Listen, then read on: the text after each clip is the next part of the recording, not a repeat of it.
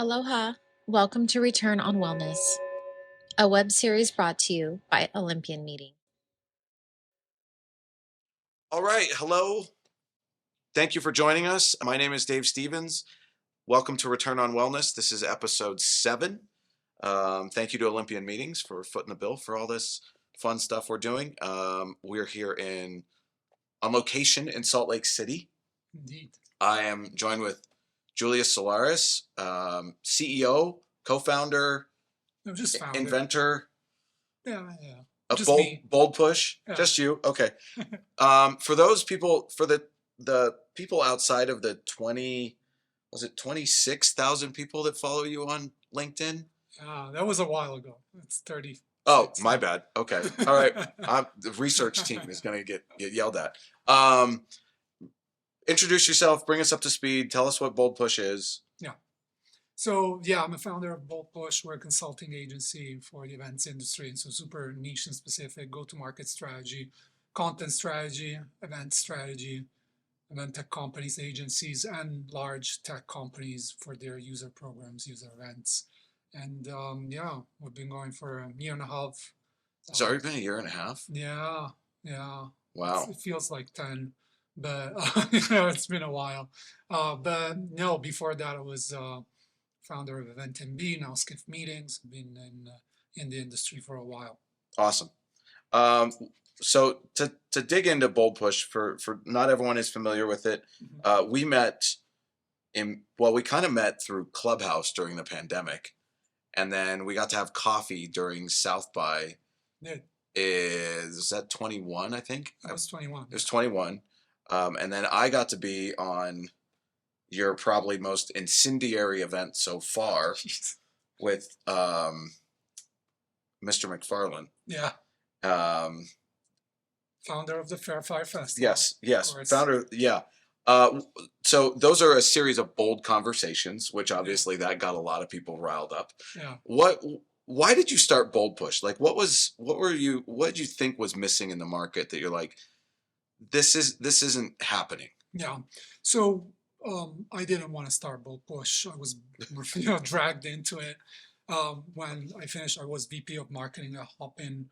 So that ended, and a bunch of people reached out and say, "Why don't you consult for us? Why don't you do these type of projects for us?" And so I had to start a company to do that. Right. I guess for the first 6 months, we did some incredible projects. Then I kind of took my time to focus on the media part, which is still important to me, and so started a newsletter, which is now 4,000 subscribers. Wow.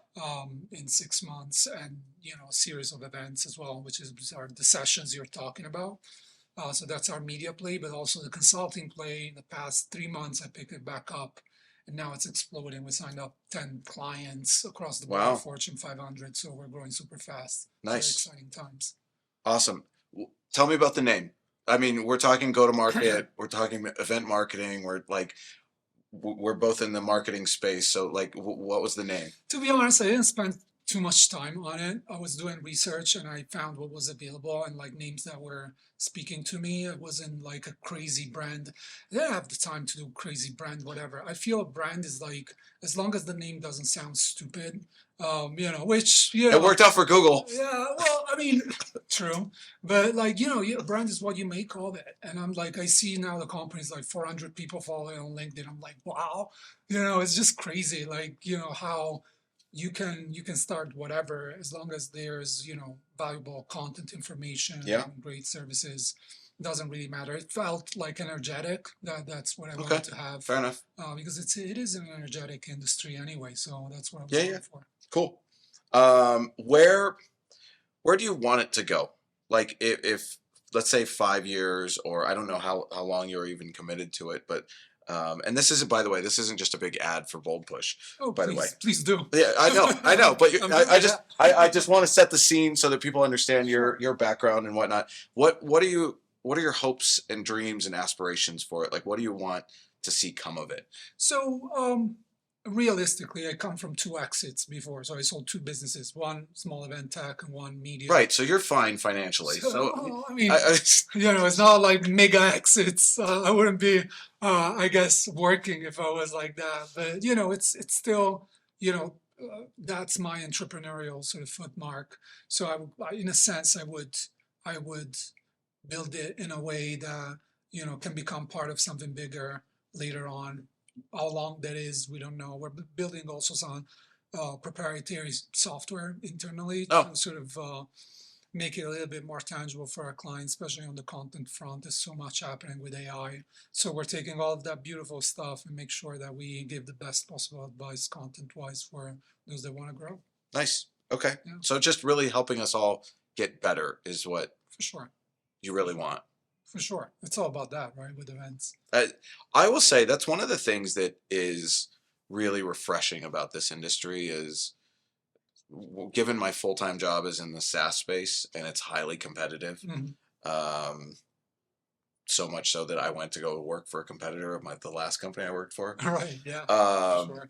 but the events industry is so highly collaborative and everyone just wants everyone else to get better. Yeah. It's true. I mean, love we're that. we're here at SEMA. It feels like a family reunion of sorts.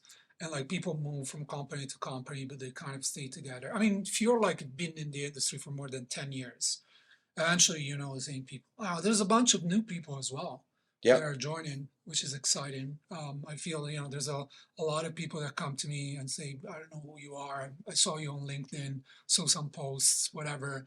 And I embrace it Yeah, yeah, 100%. I love it actually, because there's no bias, there's no preconceived set, sort of expectation in terms of what I've done before. So you Right. can reinvent yourself. Well, and they don't have a personal relationship with you or are worried about hurting your feelings. So you will get genuine feedback from them. Yeah.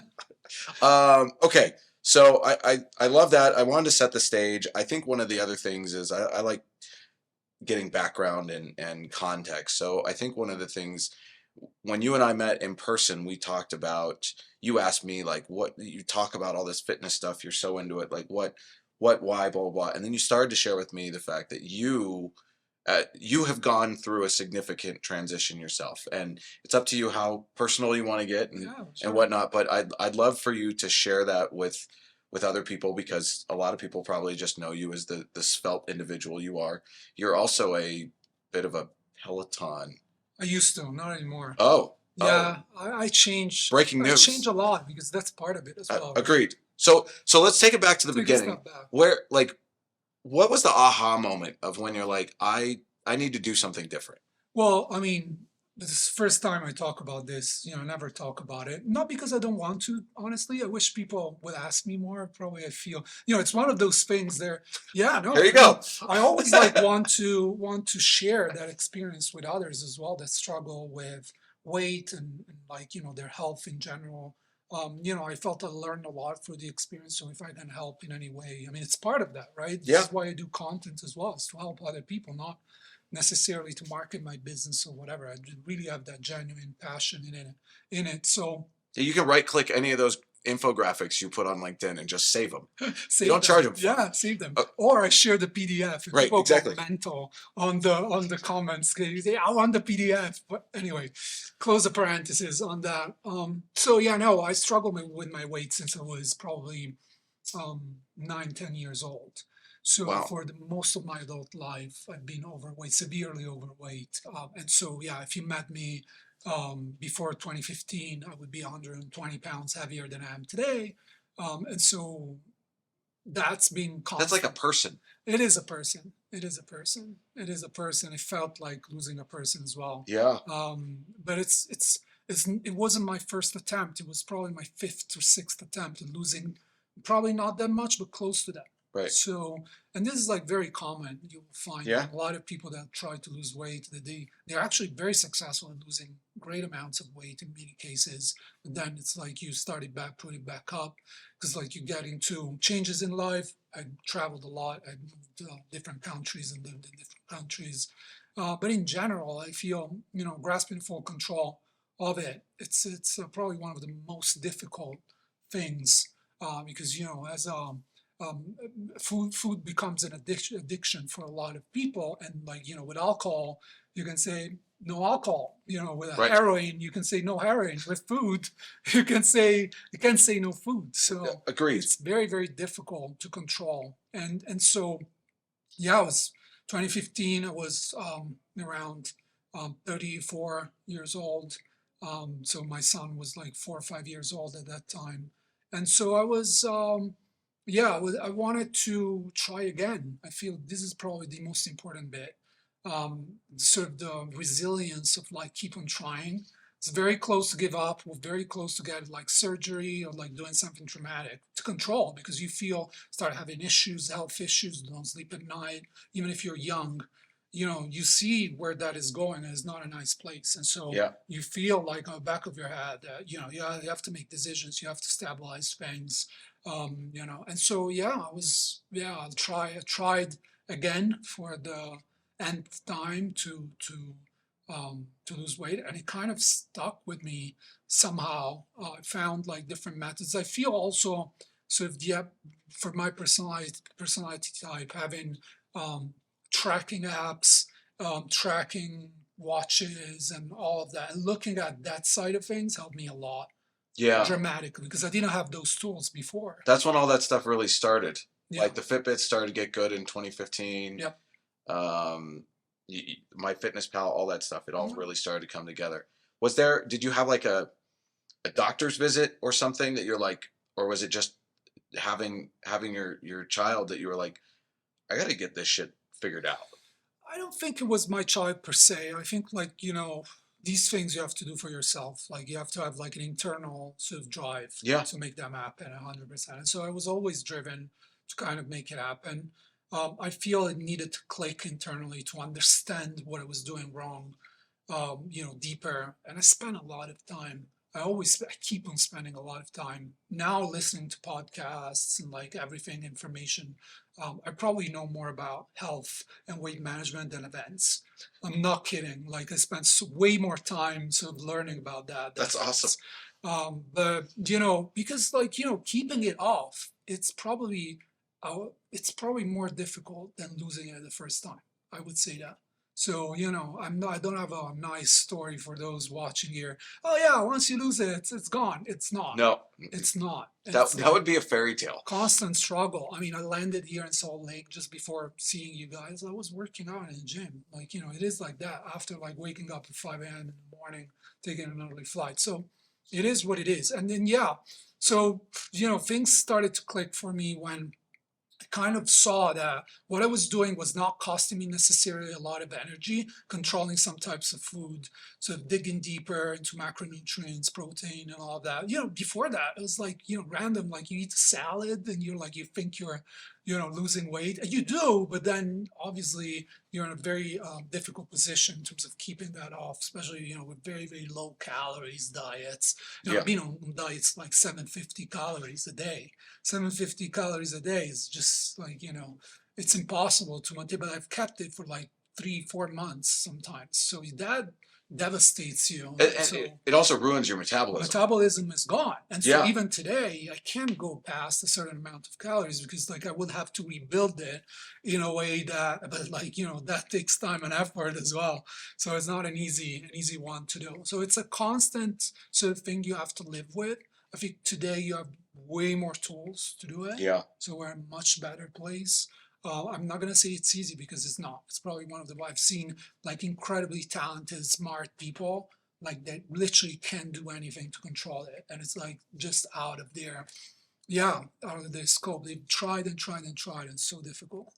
So it was just really, are you telling me it was just diet and exercise? I think it was. Yeah, I think it was. Like, but I feel like the mental switch needs to happen when you start seeing the results. Yeah. Because like if you detach from the results, it's also about the effort that you do. So just before that, I was doing like, some sort of a super heavy flip the tire type of like hard workout. And I didn't need to do that. When you're like, 300 plus pounds, simply like being on an elliptical bike. And so I stuck to the elliptical bike for the first probably year. And I was just going there and doing that repetitively, constantly doing the same thing. And I could see the weight melting off. And it's like, it was clicking for me because I was just repeating the same things, which I was good with, Yeah. And eating fine, eating lots of fruit and vegetables and lots of protein, Even if I was probably overeating on the food side of things, it's still like it's not a big damage compared to, eating all the other stuff that I was eating before. And so yeah, that worked out for the first year and a half, but it took probably a couple of years to be where I'm at today. And I'm not where I used to be probably 4 or 5 years before because of being able to build some muscle, and that's taken a Yeah. lot of time. Yeah, yeah. Building muscle takes way longer than a lot of people think. Oh my God. Yeah, I think the fact that you kept it, keep it simple, right? Like you found a routine, you found something that was working, and you have to do the work to really help empower your body to keep the process going. For sure. And that's the beauty of cardio, let alone we've gone into the neuro benefits of cardio and whatnot. But those types of things of really helping your body continually burning more calories Mhm. instead of like doing some ridiculous workout that's over the top. Then you're sore for 3 days, and then you don't work out for 3 days, and you're back and forth and whatnot. So Totally. I get it. You mentioned earlier you keep things changing. So like what kind of different things have you done? And I'm curious if you have advice for people for when they're on the road and when they travel and what's worked for you, both on the workout side and the nutrition or Yeah. diet side. So I'm in no position to give advice to anybody because I'm not, a certified, nutritionist but like, I can share my experience for sure of like the tricks. I appreciate the Yeah. disclaimer. No, I mean, I always want to say because like I don't want people to sort of jump on it as is like, this is the His as- new book, The Mr. Solaris Diet, is coming You out. No, never I'm just know. kidding. You never know. But like, people follow my advice for events. I'm way more qualified there to share advice than here. So Even though you know more about this subject. probably then- do. That's a good point. That's a good point. Okay, all right. I digress. I apologize. No, That's it's my all bad. good. I love it. Okay, yeah. Let's Yeah. put it that way. Because I think that the truth of the matter is, I've been asked, oh, what's the best workout? And I say the one that you'll do again. Right. It doesn't matter what it is. If you do Zumba and you love it and you keep going, Yeah. then fucking keep doing it. Absolutely. Can we swear? Oh, No, let's go for it, man. So yeah, what was effective? What Yeah. helped you on the road? So again, yeah, it's exactly what you said. It's about sticking to it. And so for me, it's been about tricking myself a lot, tricking to. So either with starting with the eating, right? So a lot of compulsive eating, is about like literally putting your stuff in your mouth and eating, constantly eating.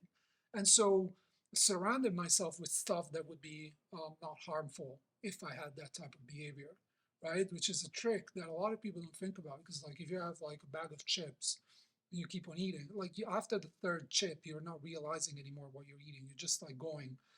And so I would have fruits and vegetable. I would do that with something that would not harm me. So I would, yeah, those tricks is like what I do.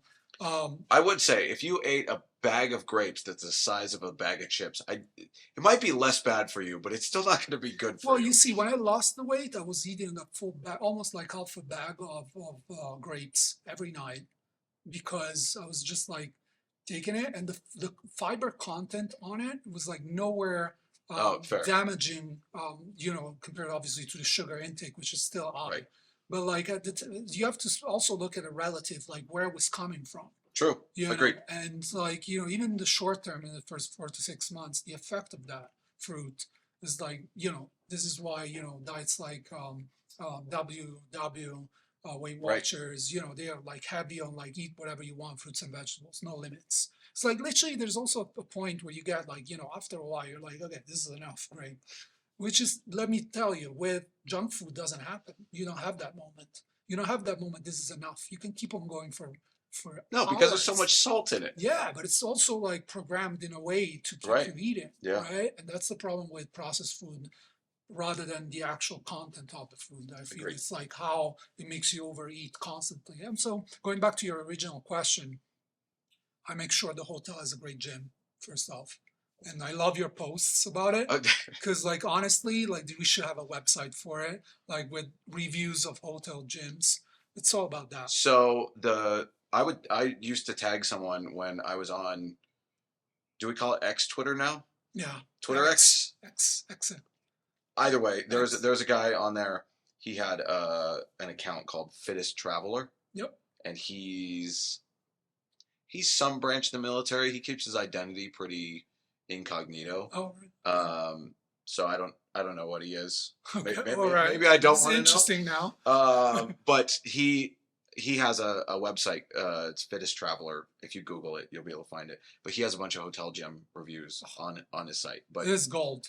and he crowdsourced a lot of it. So like Right. you would go in and like tweet him back and a bunch of pictures and list out the equipment, and he'd add it to the. Yeah. Kudos to page. the Hyatt where I am. It's like, 3 Pelotons, like full gym, weights, and all that. But like if I'm traveling to an Airbnb, I pick the Airbnb close to a gym. So I call up the gym before and I say, do you have daily passes? Right. You do, you don't. And I schedule. That's part of my travel. That's part of it. And like some people when say you're obsessed with it, I'm like, yeah, I am, whatever. I mean, this is what I need to do. I think that goes down. This comes back to the core thing of priorities, and like if it's important to you, you will do it. Totally. I have to do it. It's different. Right. For me, it's like more, I have to do it, especially sitting at a desk. This is like probably where also, a lot of my problem with weight started. Like, I've been sitting for like 12, 15 hours a day. This is Yeah. like, being at a computer. I work in events industry, but from a media perspective. So online content, you are at a computer all the time. Yeah. And so, the standing desk doesn't work for me. I tried the treadmill, tried everything. So, I have to get that workout in one way or another, whether it's cardio and strength, try to alternate the two. So I need to make sure that I have that when I'm on the go, no excuses. I tried also classes on, like I see for especially, if I see my wife, she brings her mat, she does yoga in a hotel room. She has her own class that she follows online. And so she has downloaded recorded videos. You should just need a mat or like, even a space. Yep. And you do it. And so that's that for me. I need also more of a gym to stimulate me to go there. I need sort of, because like if I'm left to my own room and all of that, COVID was like very difficult. Very, very difficult. This is where I started Peloton during COVID, because at least I got kind of the energy of the classes keeping me up Right. a little bit. And so, yeah, I kind of now moved back to in person. My local gym, they're not taking memberships anymore. It's like out of control how people are like flocking back. It's like in person events. Yeah. So yeah, that's the part. From the food part, I stick to protein. I stick to like very lean, and try to avoid. And if I know that I'm gonna go to, a reception like I have in a couple of hours here, I know I'm not gonna eat the best food. I try to eat better before, and there's no alcohol. No alcohol. There's no alcohol. That's yeah.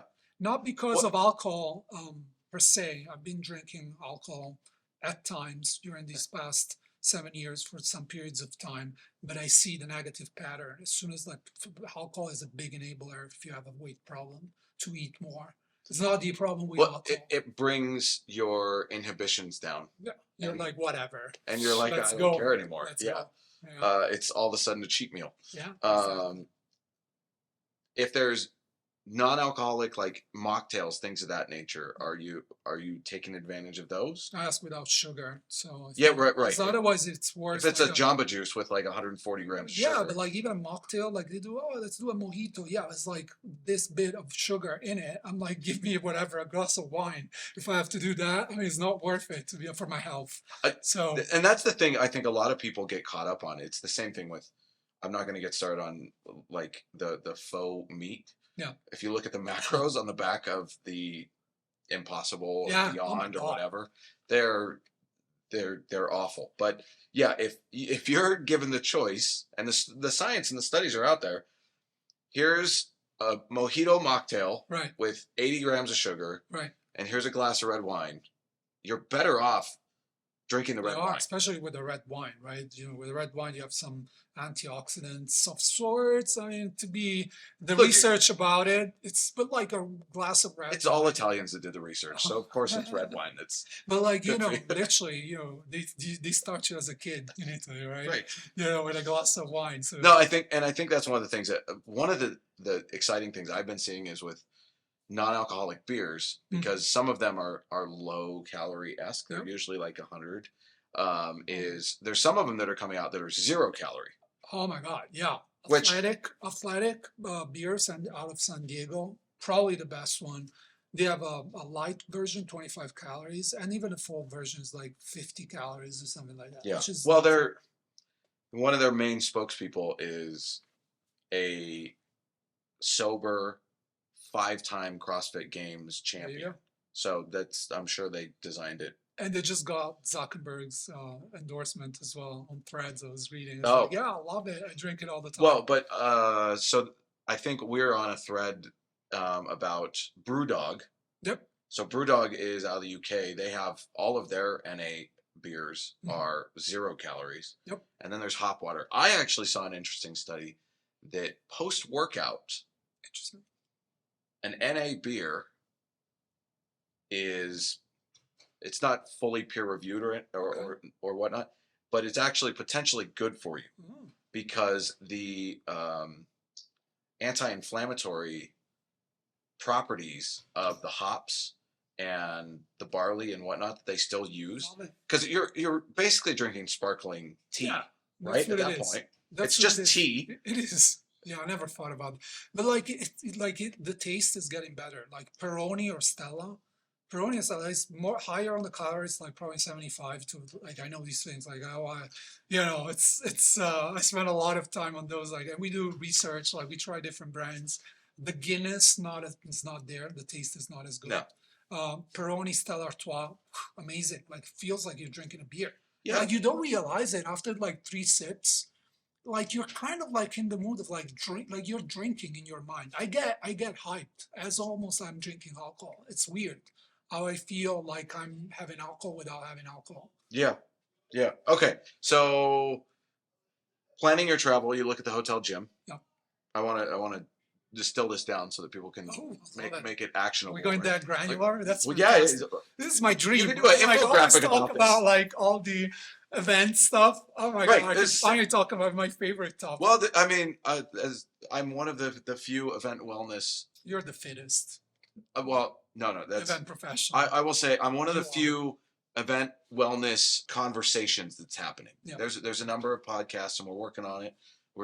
I feel like it's changing in the industry, but to distill it down, I like connecting dots for people. Yeah. Something that's a random fact about me. I grew up as a Jehovah's Witness, Oh wow! so I was trained to publicly speak from the time I was approximately, I think 8 was I gave my first thing. So I like connecting dots for people so they can go, that's great. You're talking about all this pie in the sky bullshit, but like, Yeah. tell me how to do it. Let's make it Okay. happen. Love it. Look at the hotel gym. Yep. If you're doing Airbnb, find one that's near a regular gym that will Yep. let you do drop-ins. Yeah. And if you know you're going to encounter less than ideal dietary opportunities, take advantage of the time you have ahead of those receptions or Yeah. whatnot, where it's going to be a Protein mixed bars, bag. protein shakes, bring it with Do you pack anything with you? Yeah, I do. If I don't, like, I know I'm gonna find some protein bars on the way at the airport or whatever, even if they're not like the healthiest. In some cases, they're not the brands I would go Right. for. But like still better to get those protein in. And yeah, I don't try to overpack, otherwise it becomes too much to bear. To be honest, like as I see people with portions and like with the little bags, I can't do that. I get it. Like, I understand the concept. Like, I was talking to a nutrition coach, and he's like, well, you just have to pack your food with you. Yeah. It's like, take another suitcase. Yeah. And I was like, I'm not going to do that. Yeah. Like, I appreciate it. See, but for us, like I follow like a great example, a great podcast is American Glutton with Ethan Suplee. Used to be a actor in Hollywood, big actor, big in size as well. Like we're talking 600 pounds. Yeah, So yeah. he would be that role, the major film since he was a kid. So he lost, I don't know, probably 300 pounds or so. And so, yeah, in his podcast, he says how he has to pack essentially everything and anything constantly because the level of, addiction and fallback that you have sometimes like forces you to have that type of Yeah. control. I've been able to kind of dwell with it, but sometimes I know that if I don't schedule and be prepared ahead, it's very easy to relapse in that type of behavior that it's kind of like spurs a very negative circle. Yeah, I totally agree. I definitely, I know Vegas is a really tough city to eat well in as when you're attending. And you live there, so it's a The little strip. different. But like when you're stuck on the strip, but I can't count how many times I have Amazoned like Quest protein chips Yeah, or Quest exactly. bars or whatever to the room, or I tend to I'll usually go. You know, when you get in the cab at the airport, they're like, "Oh, can I take you to like a dispensary or whatever?" I'm like, Right. "Yeah, can you take me to a Target?" And they're like, Yeah, "What?" Trader's Joe, Yeah, whatever. Yeah, I got to get my protein fix, man. yeah, I know. I feel you. Yeah, I mean, it is like that. You got to plan ahead, especially whether you're trying to keep muscle or you're trying to not, gain Yeah, fat. yeah, yeah, It's yeah. the kind of same attitude. I see, like, we're sort of at the two ends of the same kind of, same mentality. I see the super fit people think a lot like us, losing a lot of weight, think, because yeah, eventually you have to maintain and keep, and it's a constant job. Well, and it's there's a reason because that's the appropriate diet, right? Yeah, it is. It Um, is. okay, so with that, this we talked about the fact that this is a event focused Mhm. but still wellness focused. Let's talk about how that plays into events. I think we all know things have changed since we came out of the pandemic. Um, I want you to put a split cap on, and half of it is event manager, attendee experience, et cetera, Mm, and the other side um, is fitness and wellness and just being good to our bodies. mm. How do you think, as we're introducing these things into events, as we're trying new things, what kind of impact do you think it's having on attendees, and why do you feel that? Yeah. So first off, I don't think we are introducing anything as an industry. I think we're reacting to people needing these things and being more vocal about it. Okay. So I don't think a lot other than yourself with this type of content initiative. I see a lot of like, press releases to sort of mask sort of health sort of I attempts call to it health washing. exactly Remember health washing. sustainability? They called it greenwashing Exactly. or It's wellness washing. exactly that. It's been exactly that for a long time. It's about like displaying a picture of you that is more modern and in tune with times. But I don't feel there's been a lot of like conscious effort other than other like few individuals that are like really deep into that, whether it's physical health or mental health. There's like three, four initiatives I can think of that are like really super deep down into this dynamics. And so I feel as an industry we can do way more, way more if we're really intentional about it. So sometimes I feel we're not intentional and we just have to make sure things that work out. It looks like we're doing something, Yeah, basically. exactly. It looks like we're doing so. To take alcohol, I wrote my first piece on alcohol at events in 2015, 2016, when I was giving up alcohol for myself. I was like, alcohol is a problem at events. And people were like, no, it's not a problem, whatever, in the comments. And then, like, this is like 6 years ago. And I feel 7 years ago now. So, where is this conversation? I feel like we're always like so reactive in the industry. We're always so status quo. We like to, show up in the comments or whatever, but when it goes to it takes action, it's difficult. There's clients, stakeholders. What if that? What if this? And so, yeah, I would hope that people listening to this like they really get inspired. They really take this. It's just not about being revolutionary or whatever. It's not about being exclusive of other people as well. Same with vegan food, for example, right? You don't want to have only vegan. You want to have only that. You don't want to have only non-alcohol. I feel like being inclusive is important, but we also have to be realistic with the fact that the events industry has relied on um, giving like creating an unhealthy environment for attendees for over 70, 80 years. It's been literally about that. It's been That's about you that, know that is a snippet. I cannot wait to put that yeah, on. no, I mean it is the truth. I mean it is like when you look at the model of it, welcome drink. When you get in, you get a prosecco, whatever. Yeah, let's get the party started, right? That's what it is. So you get trash that whatever all the parties, and then the next morning you're supposed to be up and running, like learning from a keynote. Come on, like that's against any type of like human friendly Yeah, why type don't of they do that in space. school then? Exactly. Right. Well, we do it in school. Oh wait, that's right. But it's off, it's not by school's initiative. And this is like, because like realize that, in some cultures as well, this is like such a problem. Like, and then the behavior component of it, alcohol plays a role, but not only alcohol, heavy foods, cheap, heavy foods, that they're not in tune with what modern eating is about. I feel that's another problem because obviously it's more expensive.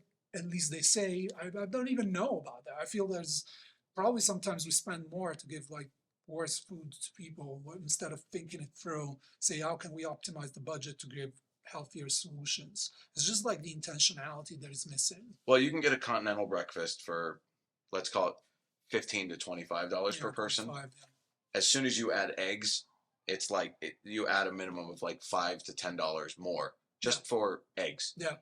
So it's out of my comprehension. One of the things I have done in a past life, we at my new company, we haven't done a meeting where this was necessary yet. I put into the RFP that if your menu doesn't meet my requirements, Yes. I have the ability to bring in external food. Yeah. Bring it on. And that sales the GM of the hotel called me and said, what are you doing? And I was like, well, I want to have like protein bars Right. and jerky and Right. things of that nature for people on the breaks. It's not on your menus. Right. You don't have it. Right. He goes, well, we can try to get it. And I'm like, yeah, what if you don't? And sure enough, I went into a GNC, just scooped all. I spent $400. Yeah, well, you see, the reason, like, the fact you have to be so, like, out there, like, it takes almost like, sometimes a little bit, you have to go a little bit outside of like what's normal. Like, you have to be very intentional, almost to the stage where, like, confrontational with the GM to get there. I mean, this is not normal. Like, we're not asking, this is not like, and yet, you have to, what about all the people that are not like yourself, that are not confronted? Let me tell you, event professional, event planners, I don't think they're confrontational. I don't see that a lot. I mean, maybe some of that. I feel like they're like, okay, whatever, and they move on. Like, there's a lot of passive aggressiveness in that. But like, I don't see a lot of people that will call up and say, listen, either you change your menu or this is that. Especially with the venue situation that we have right now, where everything is so overbooked, and like, literally, like, if you're able to get a spot in Vegas for the next 3 years, you're lucky. Imagine like calling them up and say, you got to change your menu. They're gonna go, yeah, whatever, get some else. Well, you can find it on the Stay-Well stuff. The Stay-Well or the Meet-Well menus are pretty good. Yeah. I will give it to that initiative. Mike Dominguez started that initiative, I think, right? But let's talk about why that's worthwhile to the attendees. Like, what is that? What kind of message that when an attendee shows up and they get? I talked with JT Long, right? With Smart Meetings. We talked about agency and giving attendees agency. What kind of impact do you think that has on the attendee experience? So, especially in this moment in time where we're living after COVID, I feel attending in person is a big ask, right? There's also like a ton of events happening. I mean, we're here at CMA. There's literally another event happening in I can't remember where it is. Atlanta. ASAE, right? Same odd, like same industry, but like, there's 4 tech events happening, big major tech events happening in 10 days in San Francisco in September. I mean, this is like, where we're at.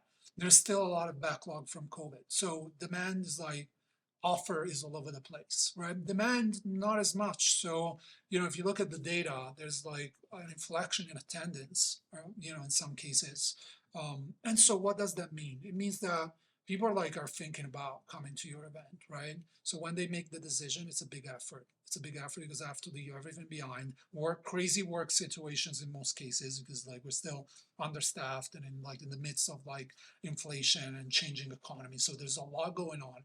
Everybody I know that is working right now is overworked, is hustling like crazy. So I'm coming there. I want to feel heard, respected to your event, at your event, heard, respected, catered for. It's like hospital, you're catering for my needs. So, if I get there and you're not catering for my needs, it means that I'm not part of your audience. I'm not part of your community. It's if I eat vegan, I want to find vegan food. If I work out, But that's normal. yeah, When you go to the dietary restrictions, there's vegan. yeah. There's never a high protein option. There's no high protein. Yeah, and so what about how much do you know about your audience? That's the question as well to ask. Have you thought out? Have you looked into your attendees? I mean, most conferences, even 1,000 attendees, this is not a big ask to look at 1,000 people and what they want. You will know, in a few years, it's almost inevitable. You know who they are and what they do and what they eat. And with AI, this kind of big data time implementation becomes so easy eventually to kind of filter it down and ask ChatGPT, tell me what they eat and what I need to prepare for that. Literally uploading a full spreadsheet of feedback for within 1,000 replies becomes super easy. So there's no excuses. I feel it's just no intention to do that. And so eventually I feel left out. I feel left out because I'm not drinking. What am I going to do? What am I going to do if I'm not drinking? So we're going to drink Coke. What am I, 14 years old, and I'm going to drink Coke at a night? You know what I mean? What are we doing here? How are you catering for? And obviously, that doesn't only apply to the health and mental health. It applies also to the experience as such. Right. What we do, and the fact that you create a party with loud music and all that already puts me in a situation that I'm either drinking or awkwardly introducing myself to people. As an introvert, you're suffering. All the introverts are suffering right now because after COVID, it was their moment to shine and be part of events. Right now, I'm going to this reception. I'm already kind of shaking from it, and probably I know half of the room already. I don't like it. I don't want to do it. And so, how are you making it easy for me? I don't know. Right. No, it really is about that. It's yes and. Right. It's about giving people choices. I don't remember if I've shared this story before. I know I have, but it gave me a little bit of trauma but it also sent me a very strong message. We were doing one of our first marketing team meetings in person again. And when was this? This was in 2022. Okay. Early 2022. Recent. It might have been January of 22. Okay. On the cusp, right? Okay. Just getting back. And our head of marketing at the time asked me, said, hey, can you work with our EA to help plan this? Your job is to build pipeline. Okay. So will you work with the EA to plan this internal meeting? And I said, okay, cool. Okay. And I coached. I tried to stay out of the way. I let her feel like she had that agency, and something slipped through the cracks. Okay. We got to lunch, and we were doing these team lunches and rounds so that everyone could hang out and reacquaint themselves with each other. Right. And, we jokingly called them the Zoom rooms. Right. Each of the tables Right. were a Zoom room because everyone was sitting around looking at each other. And I saw two people leaving. Okay. And I went over to them and I said, hey, what, is everything all right? And they're like, yeah, there's nothing for us to eat. And I was like, I'm sorry, what? Yeah. And they're like, we can't eat what's on the line, so we're going to go get something to eat. Yeah. The amount of for you, guilt, it's crazy. I've never felt worse about myself, like I'd let people down than that moment. And I think it's not just food, right? It's all of those things. And that's why I think all of this, when we talk about wellness, the last episode we talked about modalities, different people are into different things. Yeah. And giving them those opportunities to engage in the way that they want to. Yeah. What you're impacts. saying here speaks a lot because it's not it's just the fact you feel like that, right? That speaks to the volume of the event professional you are. Because like whenever you feel that you're not moving on, you're like, no, whatever. Like these two, these two Kens, it's just like the version of Karens, I guess, are just complaining. Because like, a lot of people are used to think like that. And like these troublemakers is like, whatever, yeah. So it's different than Well, that. but like what drove me really crazy is one on I happen to have worked with these people for like 4 years, so Right. I knew them really well. So I Right. felt So you should like have known. I let them down. But two, I was undermining the objective of that lunch. What anything we do, we're supposed to have a reason, right? Like, why are we doing this thing the way we're doing it? Yeah. And that was a time for them for people to break bread together and socialize. We know people bond over food and Yeah. meals and whatnot. And now these two people are missing out on that entire opportunity Yeah. to Because meet and because we greet didn't their think about it. peers. Yeah, Well, you see, I mean, I think, again, no event is going to be perfect. There's always going to be Agreed. that. And there's just like two people. I feel like two sets of event professionals, those that learn from a situation like that and those that kind of like, shrug it off and move on. And I feel that's the difference. Like when you see top event professionals, they know because they read that one reply to, a message that you sent out to 1,000 people. There's one reply that says, what about, pescatarian options? right. Right. And so, and it's not, I feel also about making like, I think there's an extreme opposite of that. I've seen some example where there's probably too much trying to get you on a mentality. Like if I'm not vegan, I'm not going to become vegan. Right. Do you know what I mean? I don't want you to tell me I that I call have to that become vegan. I've nicknamed that toxic wellness. Exactly. That's And when you're so- pushing your values on someone else. Exactly. And like as I don't want to be a carnivore at the same time, right? I don't want to be that. And so but I feel like making small Except gestures. the carnivores, there's a lot of carnivore. Like, if you talk, you should do a fun survey on like how many times do you have to like give out coupons for vegan meals because otherwise they disappear. Or like if you when you have the desserts out and there's a tray of cookies and Yeah. a tray of gluten-free cookies, Right. the gluten-free ones always disappear first. Yeah. Interesting. It's because people think, oh, gluten-free, Gluten-free. it must be healthy. Healthy. So interesting research. I'll pass it to you after this. You can put it in the show notes. There was some research done on in terms of labeling food as vegan, and how people would pass on that option. But if you don't label it, people eat it normally as normal food without even knowing. It's almost like you're labeling something vegan as well. But like the problem with vegan food for me starts when we think like salad is vegan, as we think Coke is non-alcoholic. You know what I mean? I feel like if you're giving like good non-animal protein, like there's like an evolution in that sense of like food that you can find that it's like extremely tasty and very good. I've been vegan for like 3 years, so I know very well how you can have amazing taste with like non-animal protein, and this is going to be good for you eventually. Obviously, if we have to load on carbs and just eat like 3 leaves of salad and say we had a meal, that's not going to work. Here's your raw broccoli. Right? Yeah. Get a donut and it's vegan. Come on. Like, seriously. Or vegetarian. But I feel that. But like a small gesture, going back to what we were talking, a small gesture of recognition that you're in the room, of sorts that is valuable to these people. Like one mocktail that is like well thought out. And we prepared this for you if you're not drinking. We're not saying you have to show up with a full barista and do 10,000 mocktails. We don't say you're gonna, I don't know, create tofu on the spot and make it like live, Right. like you do with mozzarella in Italy, right? You don't want to do that. Is that even possible? Yeah, that's how you do tofu. We do tofu all the time. We do it ourselves. It's like doing cheese. So That's okay. Tableside tofu. yeah, That's a new thing. that's an activation. Sponsor it. IMEX, Tahira. Yeah, you're listening to this. Tableside tofu. Okay, all right.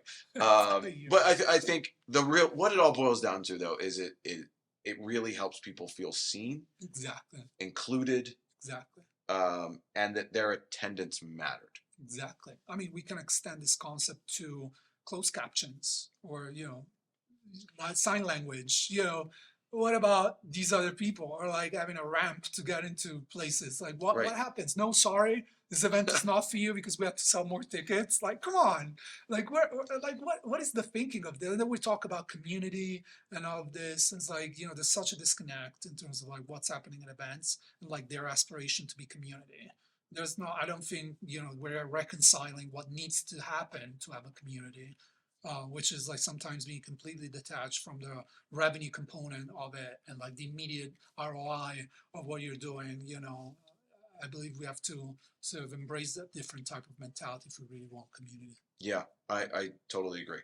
We're starting to come up here on Yeah. time, so I would ask you if you had some parting words or advice for a planner who was terrified when they saw your registration come in, because they know that you'll be maybe not silently judging their event, maybe publicly judging it on Threads.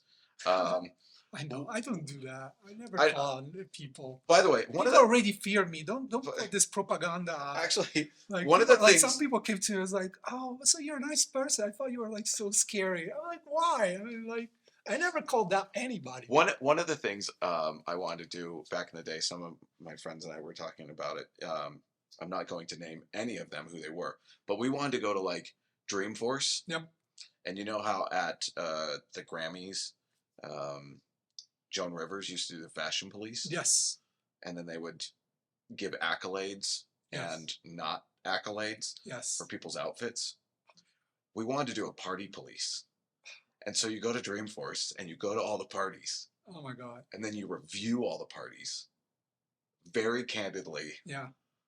And anyways, I digress. Oh, I would love to do that. By The- the way. yeah, I'd love we to. would Call not me make up. friends. We would not make any friends doing Yeah, that. you can do it once, but then that's Right. it. And then that's when you announce that you won the lottery and you're Right. retiring from the industry. Right, because exactly. no one will That's speak it. to you again. It could be a final, swan You're sent off. dance.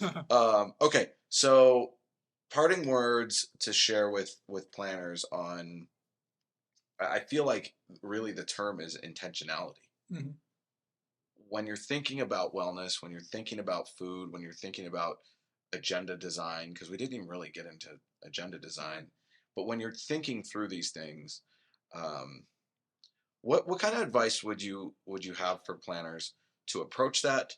And then do you have anything that you would share with them to help sell it internally, because it may be a new way of thinking within either their organization or within their client's organization? Yeah. Well, I mean, obviously it depends on what type of events we're talking about, right? Some events where you have like a couple of $1,000s to pay to attend. I mean, the experience level, the expectation of like a high ticket type of event, you have to deliver. You have to deliver on the experience front across the board. And therefore, if you're missing out on this, this is not like having, I don't know, mini burgers because they're cool and like they were hip and whatever. This is about more than just a trend of, how can we incorporate this? Well, we have this trendified mentality about events. And like we start to think that DEI and sustainability are trends. There's no trends in DEI and sustainability. This is not something that like it's hip and cool right now. This is like a long-term change that needs to happen in the industry. I feel like you can be clever about it. You have to. This is like what is asked of you as an event professional today. It's like executing lists. Everybody's capable. We don't need. With AI, to be honest, like a lot of people are going to lose their job if you're just executing. You just freaked everyone out. Yeah. By the way, well, mean, it's the reality of it. What It's I the said, reality of what it. I said is, if you think AI is going to take your job, you're probably It probably right. will. Probably will. Because if you're not just- thinking hard enough. If you're just executing, exactly. This is the push, right? It's about being creative Right. with the issue. It's about making it happen within the constraints of ROI and running a business and making revenue and all of that. Otherwise, it would be just a non-profit type of engagement. The whole industry would be non-profit, and a part of it is, but not all of it. So what does it mean? Like, think in terms of like, can we get this sponsored? Can we get this activated in a different way? Can we save money here and reallocate there? Dig deeper, spend the time looking at it when it's like off season and you're not in the midst of like the fire. spend that time to call up people and say, how can we redistribute the budget of our FMB to accommodate for this? Because you'll find that maybe it's actually not about spending more money. It's just about being more intentional Yeah. with the stuff that you do and reorganizing it. There's a lot of people that don't go on a diet because they say, I don't want to spend money. And it's literally like that. There's Right. a negative connotation of the fact you're going to diet. You have to spend for organic food, and start spending a lot of money. It's the opposite of it. You start saving a lot of money. Yeah. And I think we're on the same page here with wellness and health. I feel having activations is a solution for poor networking at events. Sports activations, CrossFit classes. We did whatever Orange Theory at an event. We were at PCMA, I think it was. Activation type of thing. It's like you work out with people, you have fun, do a hike together. That's networking. That's real networking. That's real connections. And so maybe we'll find solutions out of the problems. Yeah. Okay. We're gonna do 2 hot takes, a positive and a not so positive. What's something that you're seeing that's starting that you want to see keep going, and what's something that you're seeing that they just gotta fucking stop? The second one is the easiest one for me. I got so many. I got a list. I need like another podcast just for that. So what I want to keep on seeing, I see new energy in the industry. There's a bunch of young people that are joining right now, like after COVID somehow. And they know nothing about what the industry used to be, and I love that. I have a suspicion about that. I Yeah. don't know if you saw my comment on that Bizzabo survey. Oh, just now I didn't. That Yeah, because remember that posted shit. Bizzabo? Yeah. Well, what it was about? How they were sourcing. Yeah. And it was like social. Yeah. My suspicion around that is they are a lot of people who got tasked with plan. It was like to me. It's like social media. Yeah. Because remember when social media came out, they're like, I don't know how it works. Just Right. I'm gonna hire my kid Just do it to run our Yeah. company's Housing. social media Yeah. account, right? They found someone to run the virtual events during Yes. COVID. They They cut stayed up. they cut all their events, right? They're like, okay, well we Yeah. can't do events, buy events. All these people unfortunately lost their jobs. They gave events to admins or support staff or whoever. Yeah. They ran digital events or virtual events for a number of years. Yeah. And now they're going back into real life, and they don't know what the fuck to No, do. they don't. So No, my totally my clueless. comment was there any additional data on this survey as to like what role and or how much tenure do these people have in the industry? It's like an industry with no data. That's like Yeah, something well. we have to realize. Like even the latest survey Visible did, it was like 4,000 answers. This is impressive. I don't think we've ever seen a survey with 4,000 answers before. So this is to say what the scope of the industry. 4,000 is not a lot.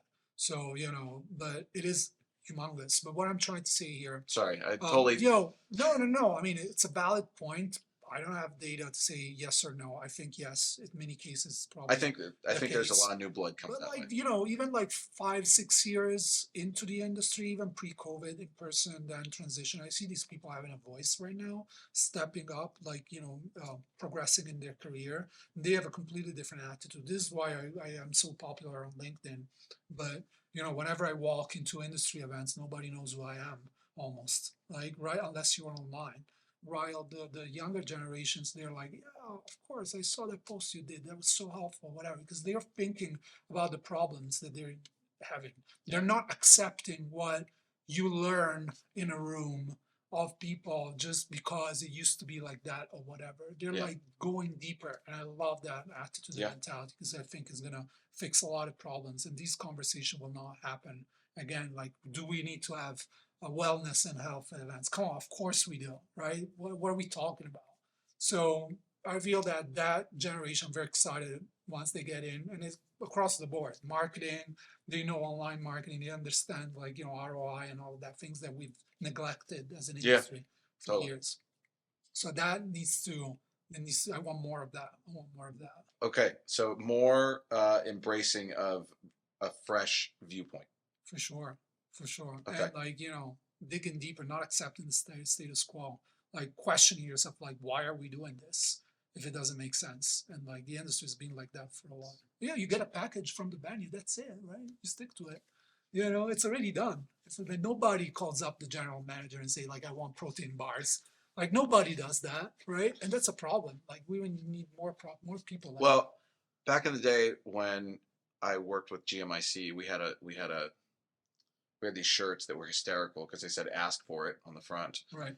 but it was about sustainability, Right. and it was telling people that buyers have the power, Right. and if they go to the venue and they say, "I want blank," Mhm. and the venue says, "I don't have it, I can't get it," Yeah. and they go, "Then I'm going to go to another venue," that changes the course of the conversation. So Totally. I think you're totally right, and being progressive and being willing to ask why or why not is always powerful. Okay. Yeah. You get it. Because that one was so good, you get 2 knock it the fuck offs. Oh my God. Okay. So let me see. So yeah, that's an interesting. I have so many. I'm kind of lost as in what I'm gonna pick for this one. I want to give you something meaningful here. So what do we have to stop? We have to stop. We have to stop the event mafia. There's an event mafia going on. There's 10, 15 people that you see around going around. They're deciding the fate of the industry. We're gonna go. They're gonna go deep. You know, hotels, destinations. They control essentially 70% of the market of the events industry. Event planners need to claim that back, and like companies need to claim that back. Not destinations, not venues. You know, salespeople controlling associations. Essentially, that's pervasive across the board. There's no volunteers anymore. If you look at head of chapters, it's salespeople from hotels and destinations. It's because there's no time. So that what I call the event mafia. I've been mobbed by them for years. I've never been invited to keynote at any event within this mafia environment while I've been keynoting in 13 countries around the world. So, you know, I can't wait for them to retire and go somewhere else and do something else.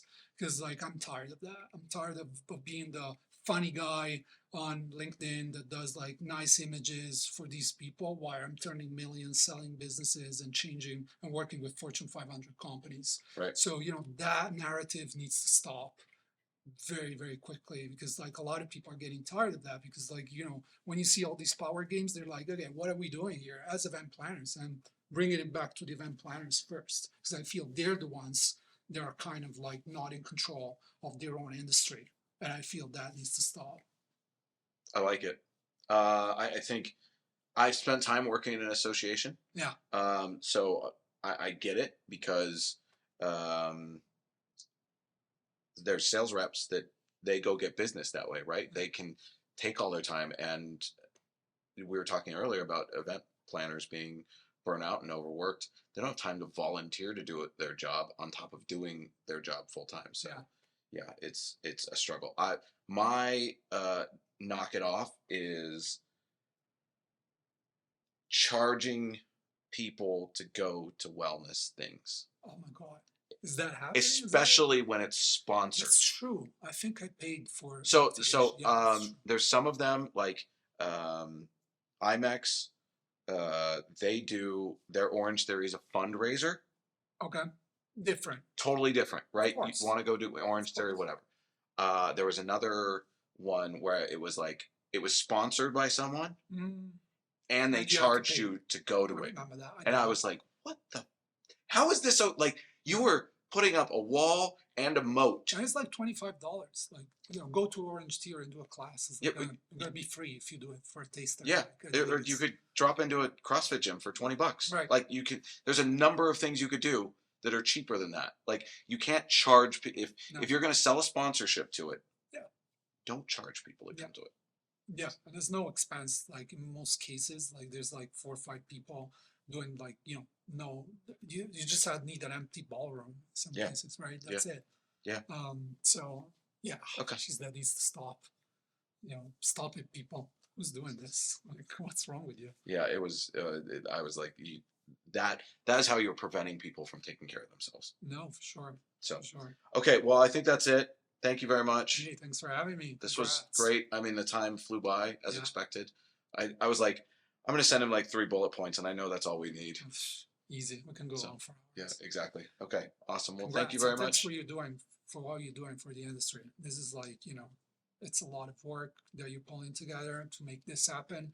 And not a lot of people have the dedication to do things like this. They're like, about changing things. Thank you very much. That means a lot coming from you. And yeah, this episode is late because of exactly that. Like, shit's gotten real Yeah. in the second half of the year, and Yeah. We know you're hustling. well, I can't wait to see your post review of SEMA. Yeah, out on Tuesday.